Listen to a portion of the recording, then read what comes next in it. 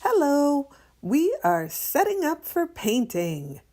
Step 1, get your oil pastels and put your artwork at your workstation. Step 2, find the paintbrush that you need. You need a red flat paintbrush. They're going to be in the drying rack on the right side. Next, you're going to get your red paintbrush and your half cup of water and carry it back slowly and safely to your workstation. Set it down gently on your table, and you're ready to get the next thing. Thank you for being careful. Now you're ready to get your paint. Get a paint palette from the drying rack, which looks like the lid of cookies from Trader Joe's because it is, and take it over to the paint station. There will be 3 paint stations set up in the room. The paint station has 3 primary colors and 1 black and 1 white. You need to put your paint on the top of the palette, not the bottom. So you take the paint brushes as if you were at a scoop and serve buffet to get some food, and you gently, delicately scoop up the blue paint, put a dab on your palette, and then you go to the next color. Be careful not to drip and blob the paints into the other ones because that would contaminate them and mess up the pure hues that we are using to start out with. You're going to get a little tiny scoop of red, a little tiny scoop of blue, and get a bunch of yellow. Put a blob of white in the middle, and you can get extra white because white just makes things look creamier, and get a tiny bit of black.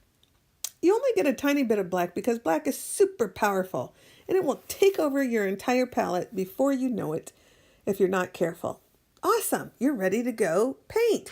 There we go. Now we're ready to go back to our workstation. We're setting down our palette. If you're right-handed, put your palette on your right side. And if you're left-handed, put it on your left side. I'm going to flip it all over to the other side so that I can make a better camera picture. And I put the water on the other side too so I could share it with my neighbor. You only need 1 cup of water for every 2 people. Every artist needs their own paint palette. You need this so you can experiment and mix up different colors. The key to making successful colors is if you think about which color is darker and putting a tiny bit of the darker color into the light color. This saves paint and it's easier to get your colors mixed faster. If you go in the reverse of this, it takes forever and sometimes never.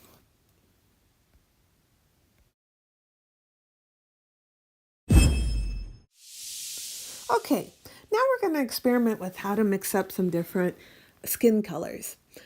Everybody is basically a shade of brown. In order to get brown from primary colors, what you're going to do is, if you're a light color brown, you're going to put down white first because that's the lighter color. And then you're going to pick a little dab of yellow, a little dab of red, and a little dab of blue, and you're going to mix it up. You're going to have to keep mixing up more and more red, blue, and yellow. You basically put all the colors together and they neutralize each other and make a brown color. You can test a little dab of this on your hand and see if it's the color that you like, if it's too dark or if it's too light, and then add on more accordingly. So the color I made is way too light for me. So I'm going to add darker, more pigment, which are the yellow and the blue and the red, and hopefully keep stirring and it will come out in a little bit more. Oh, that's better. I'm going to use that one. Okie dokie, I'm ready to paint. So I'm painting away and I'm working really hard. I'm quiet, I'm focused, I'm thinking. Oh, darn it, it's time to clean up already. I feel like I just got started, but I have to clean up right when Miss Tara says, so that I'm doing my best. I take my water cup and I carefully pour it in the right side of the sink. I take my paintbrush and I put it in the circular container for paintbrushes. I take my water cup and I rinse it out very quickly. I dump it out carefully and I place it upside down to dry.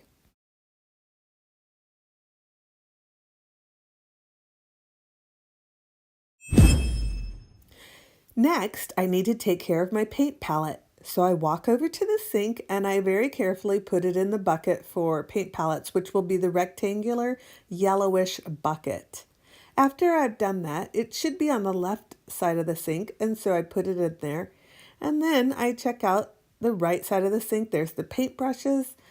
I put the paint palette on the left and paint brushes in the right. It will always be set up this way. Notice the water isn't running. I'm thinking about the environment. I'm making healthy choices for everyone.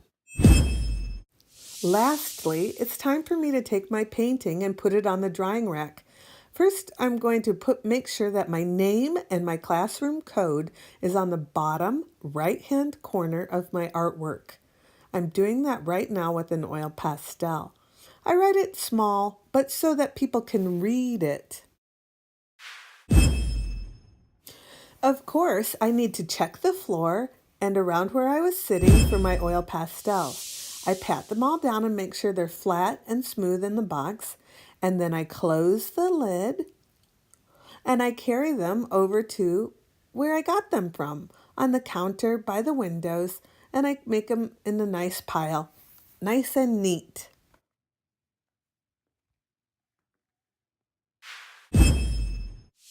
Now I take my beautiful piece of art carefully over to the drying rack.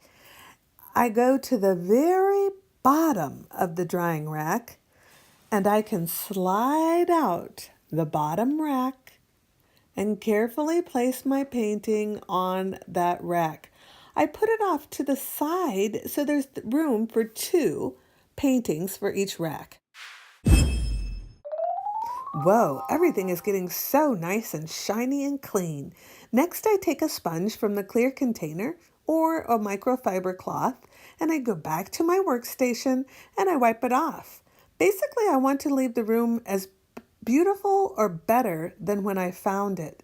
Taking care and taking pride in your workstation is just as important as taking care and taking pride in your artwork that you create in the art studio. Thank you for doing your best and trying your hardest.